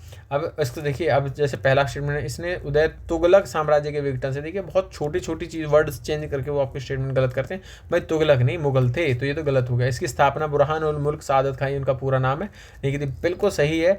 अवध की राज्य की प्रथम राजधानी लखनऊ थी। देखिए प्रथम राज्य, अवध राज्य की प्रथम राजधानी लखनऊ नहीं थी, इसकी राजधानी थी पहले फैज़ाबाद, और फैज़ाबाद से चली जाती है लखनऊ। अब लखनऊ कौन ले जाते हैं, ये ले जाते हैं आसफुद्दौला। आसफुद्दौला आपके इसको ले जाते हैं लखनऊ। ये कौन से चौथे नवाब थे यहाँ पर, और ये किसके थे, शुजाउद्दौला के पुत्र थे। तो शुजाउद्दौला के पुत्र थे आसफुद्दौला, ये फैजाबाद से लखनऊ ले जाते हैं। शहादत खान फेमस है, शहादत खान फेमस है भैया, इन्होंने किसानों के प्रति बहुत सारे काम किए, उन्हें सिंचाई वगैरह प्रणाली, राजस्व बंदोबस्त का, राजस्व और लगान वगैरह, भू राजस्व की दरें जो कम की, इन्होंने शोषण से उन्हें सुरक्षा देने की कोशिश की। ठीक है, ऐसे काम शहादत खान जी ने किए थे। उसके बाद में आ जाते हैं कि वेवेल योजना आया, क्वेश्चन नंबर 34 वेवेल योजना के संदर्भ में क्वेश्चन है। देखिए वहाँ पर वेवेल योजना क्या थी। सबसे पहले कि उस समय वर्ल्ड वॉर सेकंड चल रहा था, लगभग जर्मनी के आसपास के क्षेत्रों में जब वेवेल योजना तैयार की गई, तो ये वर्ल्ड वॉर समाप्ति के दौर में था, लेकिन भारत पर तभी भी जापान के आक्रमण का खतरा बना हुआ था। तो इस स्थिति का, इसका फायदा उठाने के लिए कि भाई भारत की समस्याओं को हम देखेंगे, तो जो चर्चिल थे उन्होंने कंजर्वेटिव सरकार थी चर्चिल की, तो उन्होंने भारत के संवैधानिक जो प्रश्न था इसको हल करने का फैसला किया कि भाई हम करके जाएंगे, क्योंकि वो दूसरी पार्टी से उन्हें डर था कि वो उस चुनाव में हार सकते हैं, एक ये कारण भी था। तो वेवेल योजना में जो है भारत के संवैधानिक प्रश्नों को हल करने की कोशिश की गई। अब यहाँ पर मंत्रियों की सलाह पर अपनी वीटो का प्रयोग करने की योजना बनाई थी यहाँ पर इन्होंने। और जो वेवेल योजना थी इसमें एक गवर्नर जनरल, साथ में कमांडर इन चीफ भी थे, और बाकी सदस्य भारतीय होंगे, ऐसी बात की थी। देखिए स्टेटमेंट 1 पढ़ेंगे, गवर्नर जनरल को छोड़कर बाकी सभी सदस्य भारतीय होने थे। नहीं भाई, कमांडर इन चीफ भी यहाँ पर इनके सदस्य थे, तो ये गलत हो जाता है। दूसरा, हिंदू और मुसलमानों को उनकी जनसंख्या के अनुपात में प्रतिनिधित्व मिलना था। भैया देखो, हिंदू और मुसलमान को, इसमें एक चीज़ कही थी, हिंदू और मुसलमानों को बराबर प्रतिनिधित्व दिया जाएगा, जनसंख्या के अनुपात की इसमें कोई बात नहीं की गई थी। तो इसका आंसर होगा डी, दोनों गलत होंगे। देखिए अब इसमें एक चीज़ और कही गई थी, जो पुनर्गठित परिषद है वो कब कैसे काम करेगी, तो 1935 के एक्ट के अंतर्गत ये कार्य करेगी, और अंतिम सरकार के रूप में कार्य करना था, जिसमें केंद्रीय विधायिका के प्रति उत्तरदायी नहीं थी। यह इसमें मतलब था कि जो केंद्रीय विधायिका थी उसके प्रति उत्तरदायी नहीं रहेगी। और जब युद्ध अगर जीत जाते हैं तो युद्ध की विजय के पश्चात में नया संविधान बनाने की बात कही गई थी। क्वेश्चन नंबर 34 का आंसर होगा डी। नेक्स्ट देखेंगे क्वेश्चन नंबर 35। हाल ही में IMEC यानी कि भारत मध्य पूर्व यूरोप आर्थिक गलियारा, एक बार आप इसको ना मैप पे देख लीजिएगा, मैप पे देखेंगे तो ज़्यादा इजी है, डालिएगा सीधा मैप आ जाएगा आपके पास में। तो अभी क्या है, मंत्रिमंडल ने UAE के साथ में एक अंतर सरकारी फ्रेमवर्क यानी IGFA पर समझौते पर मंजूरी दे दी है। अभी देखिए इस गलियारे के दो पार्ट हैं, एक है पूर्वी, एक है उत्तरी। ठीक है, पूर्वी जो है ये भारत को अरब से जोड़ेगा। ठीक है, भारत को अरब की खाड़ी से जोड़ेगा, और ये उत्तरी जो है ये अरब की खाड़ी को आपका यूरोप से जोड़ेगा। अब इसको ध्यान रखिएगा, पूर्वी अरब के साथ में जोड़ेगा भारत को, और उत्तरी जो है अरब को यूरोप के साथ में जोड़ेगा। यहाँ पर कुछ इंपॉर्टेंट बंदरगाह हो जाते हैं, जैसे कि Mundra port India Bombay India में है, और क्या नाम है, हाइफा इजराइल का एक पोर्ट है, और ग्रीस पीरियस वहाँ पर ग्रीस में है जो पीरियस बंदरगाह है। अभी बंदरगाह भी इंपॉर्टेंट हो जाते हैं, एक बारी मैपिंग में देख लेना, क्योंकि अभी ये चर्चा में रहे हैं। अब देखिए मुंद्रा पोर्ट जो है प्राइवेट है, सबसे बड़ा कंटेनर यार्ड है इंडिया का, जो कि गुजरात में स्थित है। ऐसे क्वेश्चन पूछे जा सकते हैं। अब IMEC की बात कर लेते हैं। देखिए इसमें रेल, सड़क और समुद्र तीनों मार्गों का इस्तेमाल होगा। अभी जब G20 की बैठक हुई थी हमारे यहाँ नई दिल्ली में, तब इसमें भारत, इटली, जर्मनी, फ्रांस, यूरोपीय यूनियन, UAE, सऊदी अरब और यूएसए, अमेरिका था इसमें, ठीक है, ये लोग इसमें शामिल थे। ओमान इसमें नहीं था, आप देख लेना। अब क्वेश्चन में पूछा हुआ है कि ओमान, देखिए जब आपको एक ही पता होगा तो उससे भी आप एलिमिनेट कर सकते हैं। देखिए जिसमें ओमान आपको पता नहीं है तो आप देखिए जिसमें एक है उसे एलिमिनेट कर दीजिए, अब आपका आंसर होगा इन दो में से एक। अब आपको लगेगा कि संयुक्त अरब अमीरात नहीं था, क्योंकि अभी उसी के साथ तो समझौता किया है, आपको दो भी पता है, तो अब इसमें देखिए दो इसमें है तो आंसर होगा बी। ज़्यादा सोचना ही नहीं पता है कोई ज़रूरत नहीं है, आंसर होगा इसका बी। क्वेश्चन नंबर 36 देखेंगे। देखिए बड़े क्वेश्चंस में क्या है कि बहुत सारी इन्फॉर्मेशन दी होती है। अब उन्होंने असहयोग आंदोलन में सक्रिय रूप से भाग लिया। चटगांव नेशनल स्कूल में अध्यापक रहे, मास्टर दा के नाम से विख्यात थे। क्रांतिकारी गतिविधियों में सक्रिय भागीदारी के कारण 1926 से 28 2 वर्षों तक बंदी बने रहे। जेल से रिहा होने पर भी कांग्रेस के लिए कार्य करते रहे। चटगांव शस्त्रागार छापे पर, अब आप समझ गए होंगे चटगांव शस्त्रागार पे छापा डाला था इन्होंने, आप सब जानते होंगे, सूर्य सेन जी थे संबंधित थे। इनसे एक मुकदमा चलाया गया तथा जनवरी में 1934 में इन्हें फांसी दे दी गई थी। देखिए अब आप सूर्य सेन जी थे ये। अब इसमें देखिए कि इन्हें मास्टरदा कहा जाता था। हाँ, चटगांव शस्त्रागार पर छापा डाला। इनके साथ में कुछ और लोग भी शामिल थे, उनका नाम भी पूछा जा सकता है। इनकी एक और खासियत है वो भी बताऊंगा। अनंत सिंह, गणेश घोष और लोकनाथ बाबुल, ये 3 लोग इनके साथ में शामिल थे। अनंत सिंह, गणेश घोष और लोकनाथ बाबुल इनके साथ में शामिल थे। और सूर्य सेन जी ने एक अस्थायी क्रांतिकारी सरकार की भी घोषणा की थी। अस्थायी क्रांतिकारी सरकार की भी इन्होंने घोषणा की थी। क्वेश्चन नंबर 37 हम देखेंगे। 17वीं शताब्दी की शुरुआत में भारत में पुर्तगालियों के पतन के लिए, देखिए पुर्तगाली जब आए थे ये गोवा, दमन द्वीप और आपका एक जगह और थी कोचीन, तो कोचीन, गोवा और दमन द्वीप, इन 3 जगह पर ये रहे। अब ये क्या करते थे, या तो भाई देखो सीधा तलवार से कलम करेंगे तुम्हारा, या फिर जबरन हमारा धर्म यानी कि ईसाई धर्म में परिवर्तित हो जाओ, जबरन धर्मांतरण करवाते थे। और ये आपको स्टेटमेंट पढ़ेंगे, इसी कारण से ये पिछड़ गए थे। और यहाँ पर गोवा, कोचीन, दमन द्वीप में इन्होंने व्यापारिक बस्तियां भी स्थापित की थी। स्टेटमेंट पढ़ेंगे कि वे धार्मिक रूप से असहिष्णु थे, बिल्कुल सही है। जबरन धर्मांतरण में लिप्त थे, बिल्कुल सही है। अब देखिए एक तो सही है, अब ऐसा ये एलिमिनेट कर देते हैं हम भाई, इनमें 3 बचते हैं। वे जहाजरानी के विकास में अन्य यूरोपीय शक्तियों की तुलना में पिछड़ गए थे, बिल्कुल सही है। पुर्तगाली व्यापारियों को वहाँ के जमींदार अभिजात वर्ग की तुलना में बहुत कम शक्ति और प्रतिष्ठा प्राप्त थी। अब आप एक देखेंगे, आपको पता है कि 1 और 2 आपके सही हैं, तो आप 1 और 2 देखिए, हाँ तो सही है, संभावना ये भी एलिमिनेट हो जाता है। तो यहाँ पर अभिजात वर्ग से कम शक्ति की प्राप्त थी, उन्हें प्रतिष्ठा प्राप्त थी, तो ये भी सही है, तो आंसर आएगा डी। ऐसे आप 50-50 तक पहुँच के भी एक क्वेश्चन को ठीक कर सकते हो, तो इसमें रेशियो आप सही होने का ज़्यादा आएगा। क्वेश्चन नंबर देखेंगे 38 में, अवध किसान सभा। तो अवध किसान सभा 1920 में बनी थी। किसके खिलाफ? जो जमींदार थे, लगान ज़्यादा लेते थे, महंगे लगान, बेगार, औपनिवेशिक शक्ति, औपनिवेशिक नीतियाँ होती थी, इन सब के विरुद्ध में अवध किसान सभा बनी थी 1920 में। अब देखेंगे इसमें बहुत सदस्य शामिल थे। एक तो इंद्र नारायण थे, इंद्र नारायण द्विवेदी, आचार्य नरेंद्र देव और बाबा रामचंद्र, जवाहरलाल नेहरू और गौरी शंकर मिश्रा, ये सभी तीनों शामिल थे। साथ में इंद्र नारायण द्विवेदी और आचार्य नरेंद्र देव भी इसमें शामिल थे। क्वेश्चन नंबर 39, असहयोग आंदोलन के दौरान घटनाक्रमों पर विचार कीजिए। देखिए असहयोग आंदोलन की बात कर रहे हैं, तो इसकी स्थापना स्कूल और कॉलेज और मतलब इस समय जब असहयोग आंदोलन बना तो उस समय स्कूल कॉलेज स्थापित किए गए, विवाद निपटान के लिए पंचायतें बनाई गई, अस्पृश्यता का त्याग करने के लिए कहा गया, अहिंसा की नीति का कड़ाई से पालन करने की बातें कही गई थी। और देखेंगे कि महात्मा गांधी ने वादा किया था कि यदि असहयोग आंदोलन पूर्ण रूप से लागू किया जाए तो 1 वर्ष के भीतर स्वराज हासिल किया जा सकता है। तो देखेंगे दूसरा स्टेटमेंट है, पहला स्टेटमेंट बिल्कुल ठीक है। 1920 में नागपुर अधिवेशन में कांग्रेस संविधानेतर जन कार्रवाई कार्यक्रम शुरू करने की अनिच्छुक थी। भाई देखो ये संविधानेतर जन कार्रवाई करने की अनिच्छुक बिल्कुल भी नहीं थी, इसने तो प्रतिबद्धता व्यक्त की थी भाई, प्रतिबद्धता व्यक्त की थी। देखिए थोड़ा सा मैं टैबलेट के थ्रू आपकी वीडियोस बनाता हूँ तो इसमें राइटिंग का इश्यू होता ही है ना, प्रतिबद्धता व्यक्त की थी, तो ये तो गलत हो जाता है। तीसरा है, कांग्रेस ने हिंदी के स्थान पर स्थानीय भाषाओं का उपयोग करने के लिए लोकप्रिय बनाने का, नहीं भाई ये गलत है। देखिए इस समय क्या गया था, प्रांतीय समितियों का गठन किया गया था जो भाषाई आधार पर की थी, तो प्रांतीय समितियां भाषाई आधार पर गठित किया गया था, ठीक है, तो ये भी यहाँ गलत हो जाता है। अब आप देखेंगे कि इसका आंसर बनता है ए। अब देखिए ये इसमें अब मुझे बताएंगे कि कमेंट बॉक्स में नागपुर अधिवेशन के अध्यक्षता कौन कर रहे थे भाई उस समय, ठीक है। और इस समय एक चीज़ और हुई थी, मैं आपको बता देता हूँ, हिंट दे देता हूँ, नया संविधान बना था, कांग्रेस का नया संविधान बना था नागपुर अधिवेशन में।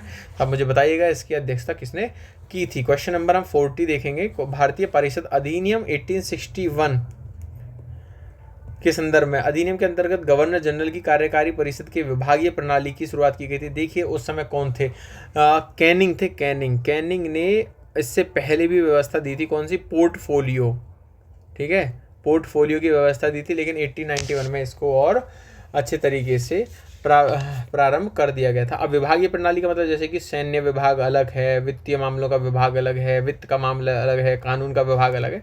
तो पोर्टफोलियो प्रणाली की शुरुआत किसने की थी, ये शुरू की थी कैनिंग ने। तो स्टेटमेंट एक बिल्कुल सही है। दूसरा देखेंगे, इस अधिनियम के अंतर्गत विधान परिषद के सरकारी सदस्यों के रूप में भारतीयों के नामांकन की अनुमति प्रदान की गई थी। भाई इसमें सरकारी सदस्य नहीं, यहाँ पे देखिए आप वर्ड देखेंगे, सरकारी सदस्य नहीं, यहाँ पर गैर सरकारी थे, ये गैर सरकारी। ओके, ये गलत हो जाता, आंसर आता है ए। अब इस समय क्या किया गया था, एक चीज़ और की गई थी, जैसे कि प्रांतों में जो विधान परिषदों का गठन किया गया था। तो पहले कहाँ गठन किया था, पहले बम्बई, फिर उसके बाद मद्रास, फिर उसके बाद में आएगा आपका बंगाल में आया क्या था 1862 में। फिर उसके बाद में उत्तर पश्चिमी सीमा प्रांत किया गया था 1866 में।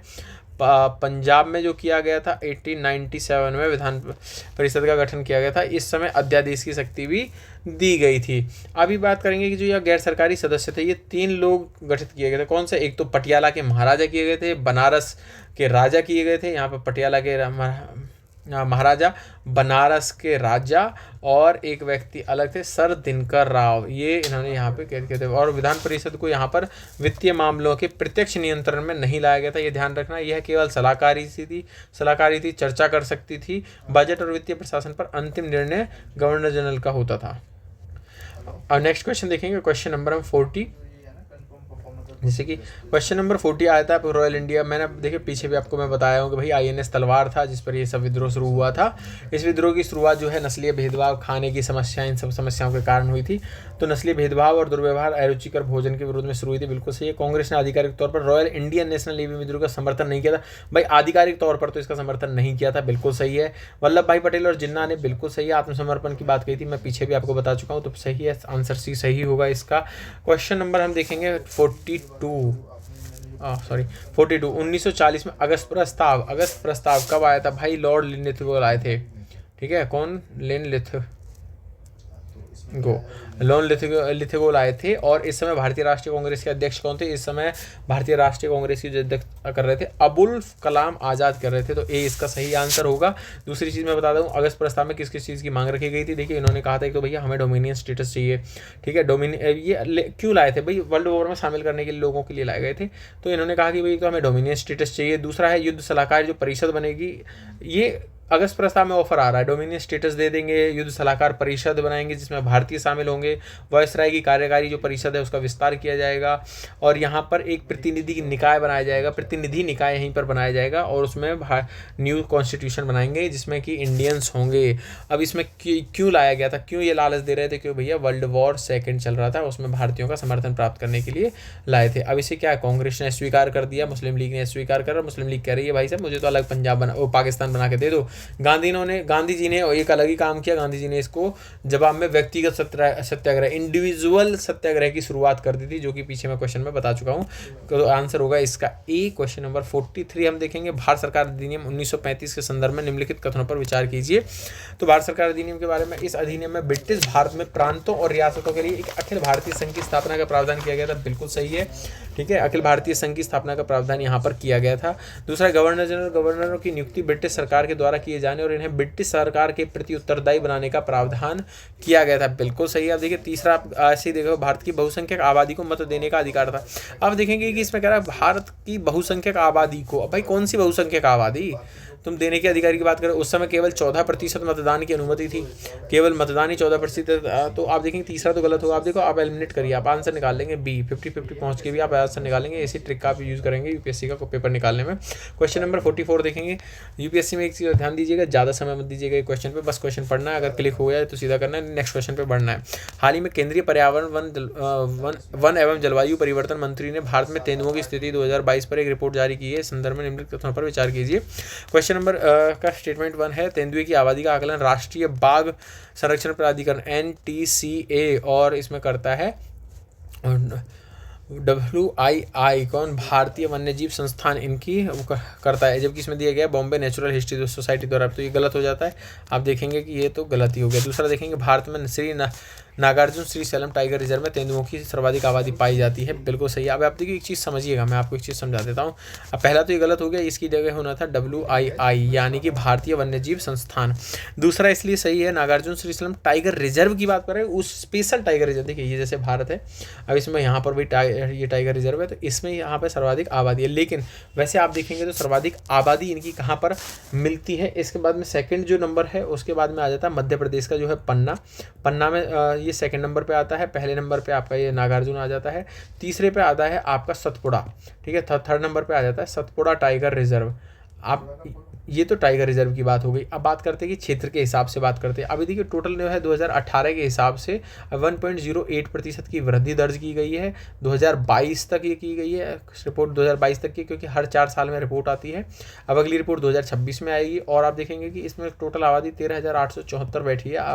हाँ, अभी कहाँ पे इनकी संख्या बढ़ी है, जो मध्य भारत और पूर्वी घाट, यानी कि कौन सा, अब मैं इनको हटा के यहाँ से बता दूँ। देखिए जो ये मध्य भारत है और ये जो पूर्वी घाट है, यहाँ पर इनकी आबादी सर्वाधिक पाई गई है। अब घटी कहाँ, यहाँ पर इनकी आबादी बहुत ज़्यादा मात्रा में बढ़ी है, लेकिन घटी कहाँ पे है, शिवालिक और गंगा, शिवालिक और जो गंगा के मैदान है यहाँ पर इनकी आबादी में कमी आई है। तो याद रखना कि संपूर्ण भारत में इनकी वृद्धि नहीं हुई है। 13,874 हैं अभी। अब देखेंगे कि कहाँ पे कौन से राज्य में सर्वाधिक पाए जाते हैं, तो MP में नंबर 1 है, सर्वाधिक पाए जाते हैं। फिर उसके बाद आ जाता है कर्नाटक में सेकंड नंबर पे। उसके बाद में आ जाता है आपका तमिलनाडु। यहाँ ये ध्यान रखिएगा, ठीक है। तो तमिलनाडु पहले पे आएगा, मध्य प्रदेश दूसरे पे कर्नाटक, तीसरे पे आएगा तमिलनाडु। आंसर आपका हो गया इसका बी, पहला गलत था। नेक्स्ट क्वेश्चन देखेंगे, क्वेश्चन नंबर 45। भारत छोड़ो आंदोलन कब शुरू हुआ था भाई, 1942 में। ये 8 अगस्त 1942 में शुरू हुआ था। किसने, अब इसमें क्या हुआ था, कांग्रेस ने, सॉरी बोल के बता दो, बम्बई का जो ग्वालियर टैंक मैदान था उसमें शुरू किया था। यहाँ पर भारत छोड़ो आंदोलन नारा दिया था और गांधी जी इस समय भाई फ्रस्ट्रेट हो चुके थे, बहुत सा अप एंड डाउन हो चुके थे, इतने आंदोलन चला चुके थे, बेचारे परेशान हुए, तो उन्होंने कह दिया भाई करो या मरो का नारा दे दिया। लेकिन इस समय भैया जो क्या नाम है विंस्टन चर्चिल की सरकार थी, वो वैसे ही गांधी विरोधी थे और उन्हें क्या लगता था, वो सोचते थे कि हम इनका दमन कर देंगे। और वो हमेशा से कहते थे कि जब पूरी दुनिया हमारी सत्ता को स्वीकार करती है, हम दुनिया पर सर्वोच्च हैं, तो एक इस बुढ़े गांधी से ही क्या हमें डरना है। तो इस वजह से इस तरह के वो भाषण देते थे। तो इसी वजह से क्या हुआ कि भाई इन्होंने क्या, जैसे कि 9 अगस्त को इन्होंने 10 अगस्त के बोला था कि 10 अगस्त से शुरू करेंगे, 9 अगस्त को शाम को सभी नेता गिरफ्तार कर लिए और सब जेल में पहुंचा दिए।